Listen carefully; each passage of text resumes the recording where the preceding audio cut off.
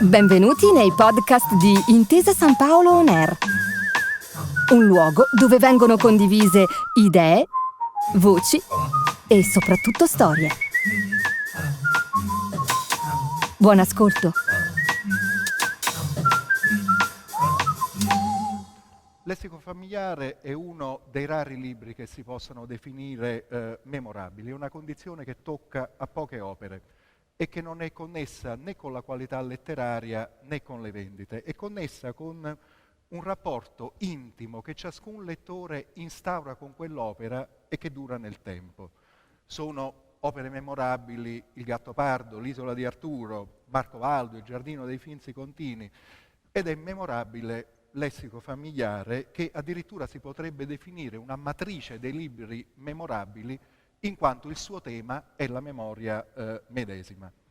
Uscì da Einaudi nel 1963, ebbe immediato successo, vinse il premio Strega, Natalia lo scrisse in poco più di 2 mesi ed è come se questa storia le esplodesse tra le mani. Che cosa accadde? Possiamo cominciare dal titolo, Lessico familiare, che sembra più il titolo di un saggio di linguistica che di un romanzo. La sua intenzione era infatti scrivere un breve saggio su come si parlava nella sua famiglia, le parole, le storie, le frasi che ricorrevano tra i parenti e i suoi amici. La memoria la travolse. È un libro, il lessico, dove niente è inventato, ma che va letto, l'autrice ci teneva a specificarlo, come un romanzo né più né meno. Quindi la riflessione sul linguaggio finì per diventare un lungo racconto. La storia della sua famiglia lungo 30 anni di storia italiana che includono tutto il periodo fascista. Come lo scrisse? Natalia si alzava prestissimo la mattina nella sua casa di Roma, in piazza in Campo Marzio, si alzava alle 4, anche alle 3, si sedeva sul divano con un mucchio di mezzi fogli in grembo raggomitolati e scriveva con una penna biro. Scrisse il lessico quasi sotto dettatura, in una condizione singolare di libertà e di velocità assoluta, ma anche come inseguendo una musica, una frase musicale fluida. E questo lo testimoniano le centinaia e centinaia di fogli manoscritti sui quali è stata collaudata più volte ogni singola frase di questo libro, ogni episodio, figura di questa famiglia, per cercare l'espressione che corrispondesse in pieno a quella musica da inseguire. L'effetto è stato appunto quello, un romanzo di memoria diventato a sua volta memorabile. Ha scritto il più grande critico di Natalia Ginzburg, Cesare Garboli, che è singolare il lessico familiare perché è un romanzo di ricordi che diventa i ricordi di ogni singolo lettore all'istante. È un romanzo che come se non fosse mai stato scritto, come se tutti, compreso l'autore stesso, fossero soltanto i lettori di questo romanzo, come se avessero un'esperienza intima di appropriazione del ricordo, sentissero che gli appartiene. E questo è anche il motivo per cui questa seconda serata del ciclo Storia di una voce, in cui Anna Bonaiuto legge il lessico, è anche quella che più da vicino corrisponde al titolo complessivo Storia di una voce. Perché nell'essenza lessico familiare è appunto la storia di una voce. La voce di una persona bambina che ascolta, che ricorda, che custodisce per lungo tempo delle frasi, delle storie e le restituisce crescendo, diventando adulta. Tuttavia il lessico non è l'autobiografia di Natalia Ginzburg, è solo, come lei stessa scrive, per esili, barlumi e schegge la storia della sua famiglia. È scritto in prima persona, eppure l'io narrante si tiene in disparte. E questo io in disparte è il modo di conoscere il mondo che ebbe Natalia in questo libro. C'è un doppio principio che governa il lessico. Ci sono 2 elementi che corrispondono ai 2 personaggi principali, al padre Giuseppe Levi e alla madre Lidia Tanzi. Il padre con le sue urla, con le porte sbattute dietro alle spalle, col suo attraversare la casa come un uragano, incarna un principio legislativo da decalogo, da Vecchio Testamento. La madre invece con la sua grazia, la sua liquidità, la sua gioia spontanea di raccontare incarna un principio diverso, un principio musicale. Ecco, Natalia racconta, adottando la estetica musicale di sua madre, per rivendicare l'etica intransigente di suo padre. E la legge più la musica compenetrate spiegano forse perché la storia di una singola famiglia si trasformi anche nella storia di 30 anni di storia italiana con la maiuscola. La storia di una famiglia di Torino dalle radici ebraiche e dalle idee antifasciste. Anna Bonaiuto di questa storia ci leggerà questa sera l'inizio e la fine di Lessico familiare. 2 punti che ce ne possono dare in pieno la chiave musicale e la chiave narrativa. L'inizio è un ritratto a contrasto, il padre e la madre, il coro di Casalevi tutto intorno. La fine invece è un addio a Torino. Natalia si trasferisce a Roma e abbiamo un ultimo duetto vocale tra il padre e la madre che chiude questo cerchio. In mezzo c'è la vita privata che si mescola alla storia. Filippo Turati e Anna Kulishov, Vittorio Foa e l'organizzazione antifascista Giustizia e Libertà, Leone Ginzburg che non è ancora diventato il primo marito di Natalia e ritorna da 2 anni di carcere per antifascismo, lui e la casa editrice Einaudi che fondò con il suo amico Giulio Einaudi e un ritratto di Cesare Pavese con una riflessione di Natalia sul percorso che lo condusse a togliersi la vita. La voce di Anna Bonaiuto questa sera ci farà rileggere delle pagine che tutti o quasi tutti qui conoscono bene, che fanno appunto parte quasi di una nostra memoria inconscia. Eppure queste parole che ci appartengono è come se stasera ci disponessimo a riascoltarle sempre di nuovo per la prima volta. Buon ascolto a tutti.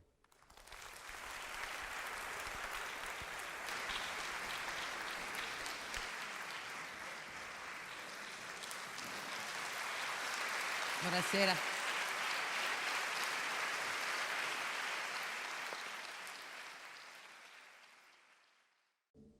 Nella mia casa paterna, quando ero ragazzina, a tavola, se io e i miei fratelli rovesciavamo il bicchiere sulla tovaglia o lasciavamo cadere un coltello, la voce di mio padre tuonava: «Non fate malagrazie!»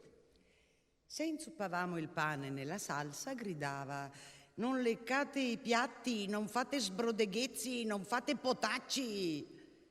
Sbrodeghezzi e potacci erano per mio padre anche i quadri moderni che non poteva soffrire. Diceva: «Voi altri non sapete stare a tavola, non siete gente da portare nei loghi». E diceva: «Voi altri che fate tanti sbrodeghezzi, se foste in una table d'hôte in Inghilterra vi manderebbero subito via». Aveva dell'Inghilterra la più alta stima. Trovava che era nel mondo il più grande esempio di civiltà. Soleva commentare a pranzo le persone che aveva visto nella giornata ed era molto severo nei suoi giudizi e dava dello stupido a tutti. Uno stupido era per lui un sempio. «M'è sembrato un bel sempio», diceva commentando qualche sua nuova conoscenza. Oltre ai sempi c'erano i negri. Un negro era per mio padre chi aveva modi goffi, impacciati e timidi, chi si vestiva in modo inappropriato, chi non sapeva andare in montagna, chi non sapeva le lingue straniere. Ogni atto o gesto nostro che stimava inappropriato veniva definito da lui una negrigura. «Non siate dei negri, non fate delle negrigure», ci gridava continuamente. La gamma delle negrigure era grande. Chiamava una negrigura portare nelle gite in montagna scarpette da città, attaccar discorso in treno o per strada con un compagno di viaggio o con un passante, conversare dalla finestra con i vicini di casa, levarsi le scarpe in salotto e scaldarsi i piedi alla bocca del calorifero, lamentarsi nelle gite in montagna per sete, stanchezza o sbucciature ai piedi, portare nelle gite pietanze cotte e unte e tovaglioli per pulirsi le dita. Nelle gite in montagna era consentito portare soltanto una determinata sorta di cibi, e cioè fontina, marmellata, pere, uova sode, ed era consentito bere solo del tè che preparava lui stesso sul fornello a spirito. Chinava sul fornello la sua lunga testa cigliata dai rossi capelli a spazzola e riparava la fiamma dal vento con le falde della sua giacca, una giacca di lana color ruggine, spelata e sbruciacchiata alle tasche, sempre la stessa nelle villeggiature in montagna. Non era consentito nelle gite né cognac né zucchero a quadretti, essendo questa, lui diceva, roba da negri. E non era consentito fermarsi a far merenda negli chalet, essendo una negrigura. Una negrigura era anche ripararsi la testa dal sole con un fazzoletto o con un cappelluccio di paglia, o difendersi dalla pioggia con cappucci impermeabili, o annodarsi al collo sciarpette. Protezioni care a mia madre, che lei cercava al mattino, quando si partiva in gita, di insinuare nel sacco da montagna per noi e per sé, e che mio padre, al trovarsele tra le mani, buttava via incollerito. Nelle gite noi, con le nostre scarpe chiodate, grosse, dure e pesanti come il piombo, calzettoni di lana e passamontagna, occhiali da ghiacciaio sulla fronte, col sole che batteva a picco sulla nostra testa in sudore, guardavamo con invidia i negri che andavano su leggeri in scarpette da tennis o sedevano a mangiare la panna ai tavolini degli chalet. Mia madre, il far gite in montagna, lo chiamava il divertimento che dà il diavolo ai suoi figli. E lei tentava sempre di restare a casa, soprattutto quando si trattava di mangiare fuori, perché amava, dopo mangiato, leggere il giornale e dormire al chiuso sul divano. Passavamo sempre l'estate in montagna. Prendevamo una casa in affitto per 3 mesi, da luglio a settembre. Di solito erano case lontane dall'abitato e mio padre e i miei fratelli andavano ogni giorno col sacco da montagna sulle spalle a far la spesa in paese. Non c'era sorta di divertimenti o distrazioni. Passavamo la sera in casa, attorno alla tavola, noi fratelli e mia madre. Quanto a mio padre, se ne stava a leggere nella parte opposta della casa e di tanto in tanto si affacciava alla stanza dove eravamo raccolti a chiacchierare e a giocare. Si affacciava sospettoso e accigliato e si lamentava con mia madre della nostra serva Natalina che gli aveva messo in disordine certi libri. La tua cara Natalina, diceva, una demente, incurante del fatto che la Natalina in cucina potesse udirlo. D'altronde, alla frase quella demente della Natalina, la Natalina c'era abituata e non se ne offendeva affatto. A volte la sera in montagna mio padre si preparava per gite o ascensioni. Inginocchiato a terra, ungeva le scarpe sue e dei miei fratelli con del grasso di balena. Pensava che solo lui sapeva ungere le scarpe con quel grasso. E poi si sentiva per tutta la casa un gran rumore di ferraglia. Era lui che cercava i ramponi, i chiodi, le piccozze. «Dove avete cacciato la mia picozza?» tuonava. «Lidia, Lidia, dove avete cacciato la mia picozza?» Partiva per le ascensioni alle 4 del mattino, a volte solo, a volte con Guide, di cui era amico, a volte con i miei fratelli. E il giorno dopo le ascensioni era, per la stanchezza, intrattabile. Col viso rosso e gonfio per il riverbero del sole sui ghiacciai, le labbra screpolate e sanguinanti, il naso spalmato di una pomata gialla che sembrava burro, le sopracciglia aggrottate sulla fronte solcata e tempestosa, mio padre stava a leggere il giornale senza pronunciare verbo e bastava un nonnulla a farlo esplodere in una collera spaventosa. Al ritorno dalle ascensioni con i miei fratelli, mio padre diceva che i miei fratelli erano dei salami e dei negri e che nessuno dei suoi figli aveva ereditato da lui la passione della montagna, escluso Gino, il maggiore di noi, che era un grande alpinista e che insieme a un amico faceva punte difficilissime. Di Gino e di quell'amico Mio padre parlava con una mescolanza di orgoglio e di invidia e diceva che lui ormai non aveva più tanto fiato perché andava invecchiando. Questo mio fratello Gino era del resto il suo prediletto e lo soddisfaceva in ogni cosa. Si interessava di storia naturale, faceva collezioni di insetti e di cristalli e d'altri minerali ed era molto studioso. Gino si iscrisse poi in ingegneria e quando tornava a casa dopo un esame e diceva che aveva preso un 30, mio padre chiedeva: com'è che hai preso 30? Com'è che non hai preso 30 e lode?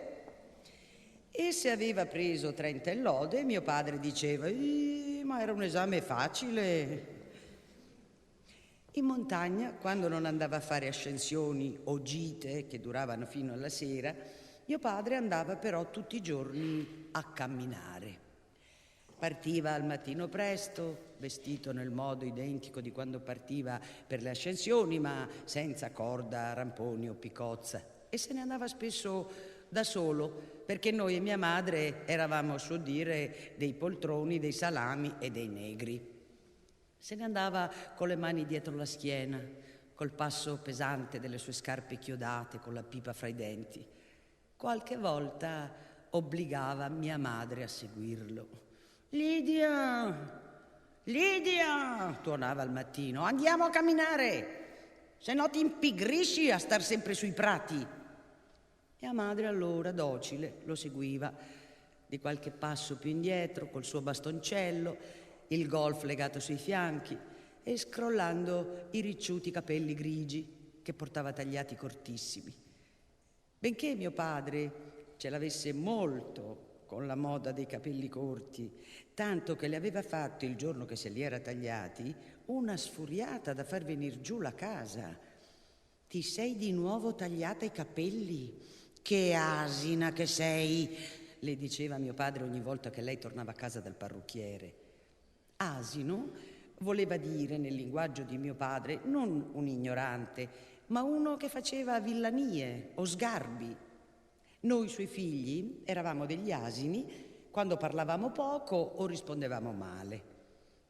Ti sarei fatta metter su dalla Frances, diceva mio padre a mia madre, vedendo che s'era ancora tagliati i capelli.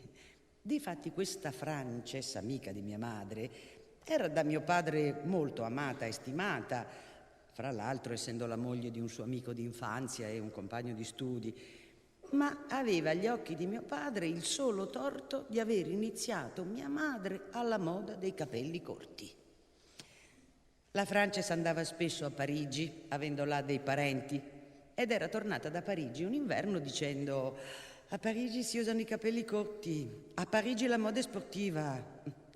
A Parigi la moda è sportiva, avevano ripetuto mia sorella e mia madre tutto l'inverno, rifacendo un po' il verso alla Frances che parlava con la R. Si erano accorciate tutti i vestiti e mia madre si era tagliata i capelli. Mia sorella no, perché li aveva lunghi fino in fondo alla schiena, biondi, bellissimi, e perché aveva troppa paura di mio padre. Le cose che mio padre apprezzava e stimava erano il socialismo, l'Inghilterra, i romanzi di Zola, la fondazione Rockefeller, la montagna e le guide della Val d'Aosta. Le cose che mia madre amava erano il socialismo, le poesie di Paul Verlaine, la musica e in particolare il Lohengrin, che usava cantare per noi la sera dopo cena. Mia madre era milanese, ma di origine triestina anche lei, e d'altronde aveva sposato con mio padre anche molte espressioni triestine, e il milanese veniva a mescolarsi nel suo parlare quando raccontava ricordi d'infanzia. Aveva visto un giorno, camminando per strada a Milano quando era piccola, un signore impettito, immobile davanti a una vetrina di parrucchiere, che fissava una testa di bambola e diceva tra sé: bella, bella, bella, troppo lunga de colle. Molti dei suoi ricordi erano così, semplici frasi che aveva sentito. Un giorno con le sue compagne di collegio e con le maestre era fuori a passeggio. D'un tratto una delle bambine si era staccata dalla fila correndo ad abbracciare un cane che passava. Lo abbracciava e diceva: Lelè, Lelè, l'è la sorella della mia cagna. Era stata in collegio molti anni. Si era divertita un mondo in quel collegio. Aveva recitato, cantato e ballato nelle feste scolastiche. Aveva recitato in una commedia travestita da scimmia e cantato in un'operetta che si chiamava La pianella perduta nella neve. Aveva scritto e musicato un'opera e la sua opera cominciava così: Io son Don Carlos Tadrid e son studente in Madrid. Mentre andavo una mattina per la via Berzoellina, vidi a un tratto a una finestra una giovane maestra. E aveva scritto una poesia che diceva: Salve, o ignoranza, al tuo pensier mi cessa il mal di panza. Salute regna ove tu sei, lasciamo lo studio ai maccabei. Beviamo, danziamo e non pensiamo, facciamo festa, or tu musa, ispirami un concetto, dettami tu quel che mi dice il cuore, dimmi tu che il filosofo è molesto, nell'ignorante trovasi l'amore. E poi aveva parodiato il Metastasio così: se a ciascun l'interno affanno si leggesse in fronte scritto, quanti mai che a piedi vanno se ne andrebbero in landò. Noi siamo 5 fratelli, abitiamo in città diverse, alcuni di noi stanno all'estero e non ci scriviamo spesso. Quando ci incontriamo possiamo essere l'uno con l'altro indifferenti o distratti, ma basta fra noi una parola, una frase, una di quelle frasi antiche, sentite e ripetute infinite volte nel tempo della nostra infanzia. Ci basta dire: non siamo venuti a Bergamo per fare campagna, o de cosa spusa l'acido solfidrico, per ritrovare a un tratto i nostri antichi rapporti e la nostra infanzia e giovinezza, legata indissolubilmente a quelle frasi, a quelle parole. Una di quelle frasi o parole ci farebbe riconoscere l'uno con l'altro, noi fratelli, nel buio di una grotta, tra milioni di persone. Quelle frasi sono il nostro latino, il vocabolario dei nostri giorni andati. Sono come i geroglifici degli egiziani o degli assiro-babilonesi, la testimonianza di un nucleo vitale che ha cessato di esistere, ma che sopravvive nei suoi testi, salvati dalla furia delle acque e dalla corrosione del tempo. Quelle frasi sono il fondamento della nostra unità familiare, che sussisterà finché saremo al mondo, ricreandosi e risuscitando nei punti più diversi della terra. Quando uno dirà: egregio signor Lippmann, e subito risuonerà al nostro orecchio la voce impaziente di mio padre: finitela con questa storia, l'ho già sentita tante di quelle volte. Vivevamo sempre in casa nell'incubo delle sfuriate di mio padre, che esplodevano improvvise, sovente per motivi minimi, per un paio di scarpe che non si trovava, per un libro fuori posto, per una lampadina fulminata, per un lieve ritardo nel pranzo o per una pietanza troppo cotta. Vivevamo tuttavia anche nell'incubo delle litigate tra i miei fratelli, Alberto e Mario, che anche queste esplodevano improvvise. Si sentiva a un tratto nella loro stanza un rumore di sedie che si rovesciavano, di muri percossi e poi urla laceranti, selvagge. Alberto e Mario erano 2 ragazzi ormai grandi, fortissimi, che quando si prendevano a pugni si facevano del male, ne uscivano con nasi sanguinanti, le labbra gonfie, i vestiti strappati. «Si ammazzano!» gridava mia madre, trascurando l'M doppia nello spavento. «Beppino, vieni! Si ammazzano!» gridava chiamando mio padre. L'intervento di mio padre era come ogni sua azione, violento. Si buttava in mezzo a quei due avvinghiati a picchiarsi e li copriva di schiaffi. Io ero piccola e ricordo con terrore quei 3 uomini che lottavano selvaggiamente. Anche i motivi per cui si picchiavano tanto, Alberto e Mario, erano futili. Come futili erano i motivi per cui esplodevano le collere di mio padre. Un libro che non si trovava, una cravatta, la precedenza ad andare a lavarsi. Una volta che Alberto comparve a scuola con la testa fasciata, un professore gli chiese cos'era successo. Lui si alzò e disse: mio fratello e io volevamo fare il bagno. Dopo che aveva litigato con Alberto e s'erano picchiati, Mario restava per qualche giorno col muso o con la luna, come si diceva in casa nostra. Veniva a tavola pallido, con le palpebre gonfie, gli occhi piccoli piccoli. Mario aveva sempre gli occhi piccoli, stretti e lunghi da cinese, ma in quei giorni di luna gli si riducevano a 2 fessure invisibili. Non diceva una parola. Aveva in genere il muso perché trovava che in casa nostra davano sempre ragione ad Alberto contro di lui, e poi trovava ad essere troppo adulto perché mio padre avesse ancora il diritto di prenderlo a schiaffi. Hai visto che muso ha quel Mario? Hai visto che luna? Diceva mio padre a mia madre appena lui usciva dalla stanza. Che cos'è che ha questa luna? Non ha detto neanche una parola? Ah, che asino! Poi una mattina a Mario la luna gli era passata. Entrava in salotto, si sedeva in poltrona e si accarezzava le guance con un sorriso assorto, con gli occhi socchiusi, e cominciava a dire: il baco del calo del malo. Era un suo scherzettino e gli piaceva molto. Lo ripeteva insaziabilmente. Il baco del calo del malo.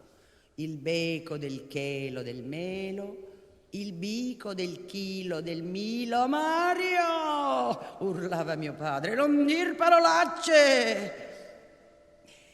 Il baco del calo del malo, riprendeva Mario, appena mio padre era uscito. Se ne stava a chiacchierare in salotto con mia madre e con Terni, il quale era un suo grande amico. Com'è carino Mario quando è buono, diceva mia madre. Com'è simpatico, assomiglia al Silvio.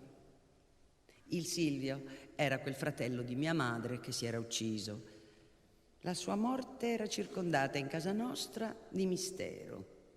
E io ora so che si è ucciso, ma non so bene il perché. Credo che quell'aria di mistero intorno alla figura del Silvio la diffondesse soprattutto mio padre, perché non voleva che noi sapessimo che c'era nella nostra famiglia un suicidio. E forse ancora per altre ragioni che ignoro. Oltre al suicidio del Silvio, in casa nostra c'era anche un'altra cosa che veniva sempre velata di un vago mistero, pur riguardando persone di cui si parlava continuamente. Ed era il fatto che Turati e la Kulishov, non essendo marito e moglie, vivessero insieme. Anche in questa sorta di mistero riconosco soprattutto l'intenzione e i pudori di mio padre, perché mia madre forse da sola non ci avrebbe pensato.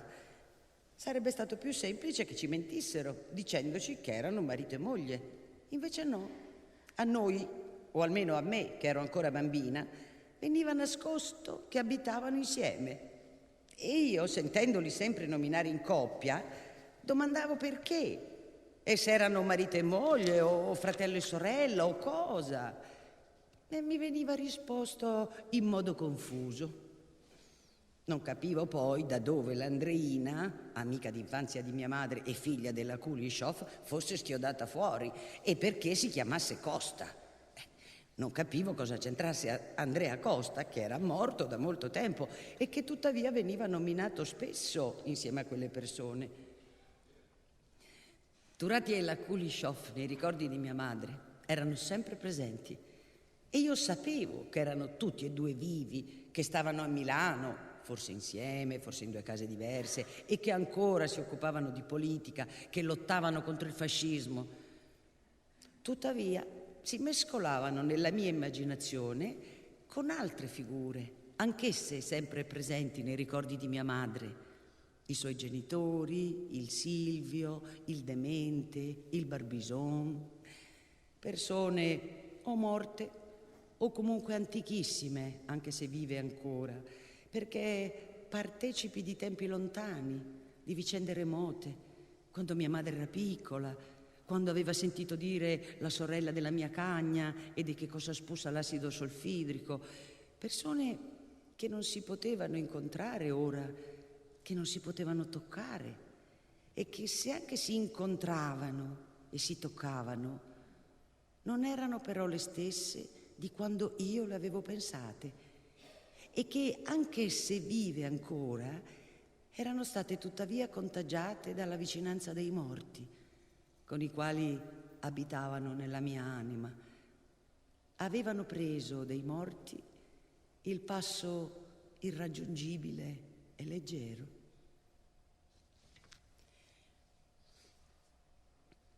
Alberto e il suo amico Vittorio passeggiavano per il corso Re Umberto. Vittorio aveva capelli neri, spalle quadrate, il mento lungo e prominente. Alberto aveva i capelli biondi, un lungo naso e il mento corto e sfuggente. Alberto e Vittorio parlavano di ragazze, parlavano tuttavia anche di politica, perché Vittorio era un cospiratore politico. Alberto non sembrava interessarsi affatto alla politica, non leggeva i giornali, non dava giudizi e non interveniva mai nelle discussioni che ancora esplodevano a volte fra Mario e mio padre. Era però attratto dai cospiratori. Fin dal tempo di Paietta, quando erano lui e Paietta ragazzini in calzoni corti, Alberto s'era sentito attratto dalla cospirazione senza tuttavia per nulla prendervi parte. Amava essere l'amico e il confidente dei cospiratori. Mio padre, quando incontrava Alberto e Vittorio sul corso, li salutava con un freddo cenno del capo. Non lo sfiorava neppure da lontano l'idea che potessero essere quei due, uno un cospiratore e l'altro il suo confidente. Inoltre le persone che usava vedere in compagnia di Alberto gli ispiravano un sospettoso disprezzo. E poi mio padre non pensava che ancora esistessero in Italia dei cospiratori. Pensava di essere uno dei pochi antifascisti rimasti in Italia. Gli altri erano quelli che usava incontrare in casa della Paola Carrara, quell'amica di mia madre che era stata, come lei, amica della Kuleshov. Stasera, diceva mio padre a mia madre, andiamo dai Carrara, ci sarà Salvatorelli. Che bellezza, diceva mia madre. Sono proprio curiosa di sentire cosa dice Salvatorelli. E dopo aver passato una serata in compagnia di Salvatorelli nel salottino della Paola Carrara, mio padre e mia madre si sentivano un po' confortati. Non era stato detto magari nulla di nuovo, ma tra gli amici di mio padre e mia madre molti erano diventati fascisti, o almeno non così apertamente e dichiaratamente antifascisti come a loro piaceva. Perciò si sentivano col passare degli anni sempre più soli. Salvatorelli, i Carrara, l'ingegnere Olivetti erano i pochi antifascisti rimasti per mio padre al mondo. Essi conservavano con lui ricordi del tempo di Turati e di un altro costume di vita che sembrava fosse stato spazzato via dalla terra. Stare in compagnia di queste persone significava per mio padre respirare un sorso d'aria pura. C'erano poi Vinciguerra, Bauer e Rossi, chiusi da anni in carcere per aver cospirato in altri tempi contro il fascismo. A loro mio padre pensava con venerazione e pessimismo, non credendo che sarebbero usciti mai. C'erano poi i comunisti, ma mio padre non ne conosceva nessuno, salvo quel Paietta che ricordava bambino in calzoni corti e che associava alle malefatte di Alberto, che gli appariva un piccolo e spericolato avventuriero. Intorno ai comunisti, comunque, mio padre non aveva a quel tempo un'opinione ben definita. Nuovi cospiratori nella generazione dei giovani non pensava che ce ne fossero, e se avesse sospettato che ce ne potessero essere, gli sarebbero sembrati dei pazzi. Secondo lui non c'era contro il fascismo nulla, assolutamente nulla da fare. Quanto a mia madre, lei aveva un'indole ottimista e aspettava qualche bel colpo di scena. Aspettava che qualcuno un giorno, in qualche modo, buttasse giù Mussolini. Mia madre usciva la mattina dicendo: vado a vedere se il fascismo è sempre in piedi, vado a vedere se hanno buttato giù Mussolini. Raccoglieva allusioni e voci nei negozi e ne traeva auspici confortevoli. A pranzo diceva a mio padre: c'è in giro una grandissima scontentezza, la gente non ne può più. Chi te l'ha detto? Urlava mio padre. Me l'ha detto, diceva mia madre, il mio verduriere. Mio padre sbuffava con disprezzo. Alla fine dell'inverno, Leone Ginsburg tornò a Torino dal penitenziario di Civitavecchia, dove aveva scontato la pena. Aveva un paltò troppo corto, un cappello frusto, il cappello piantato un po' storto sulla nera capigliatura. Camminava adagio con le mani in tasca e scrutava attorno con gli occhi neri e penetranti, le labbra strette, la fronte aggrottata, gli occhiali cerchiati di tartaruga nera, piantati un po' bassi sul suo grande naso. Andò a stare con sua sorella e sua madre in un alloggio dalle parti di Corso Francia. Era vigilato speciale, cioè doveva rientrare appena faceva buio, e venivano agenti a controllare se era in casa. Mio padre un giorno incontrò Mario sul corso Re Umberto in compagnia di uno che conosceva di vista, un certo Ginsburg. Cosa ha da fare Mario con quel Ginsburg? Disse a mia madre. Mia madre si era messa da qualche tempo a studiare il russo per non stufarsi e prendeva lezioni insieme alla Frances, dalla sorella di Ginsburg. E uno, disse mia madre, coltissimo, intelligentissimo, che traduce dal russo e fa delle bellissime traduzioni. Però, disse mio padre, è molto brutto. Beh, si sa, gli ebrei sono tutti brutti. E tu, disse mia madre, tu non sei ebreo. Difatti, anch'io son brutto, disse mio padre. Leone passava le serate con Pavese. Erano amici da molti anni. Pavese era tornato da poco dal confino ed era allora molto malinconico, avendo sofferto una delusione d'amore. Veniva da Leone ogni sera. Appendeva all'attaccapanni la sua sciarpetta color lilla, il suo paltò a martingala e sedeva al tavolo. Leone stava sul divano, appoggiandosi col gomito alla parete. Pavese spiegava che veniva là non per coraggio, perché lui di coraggio non ne aveva, e nemmeno per spirito di sacrificio. Veniva perché se no non avrebbe saputo come passare le serate e non tollerava di passare le serate in solitudine. E spiegava che non veniva per sentir parlare di politica,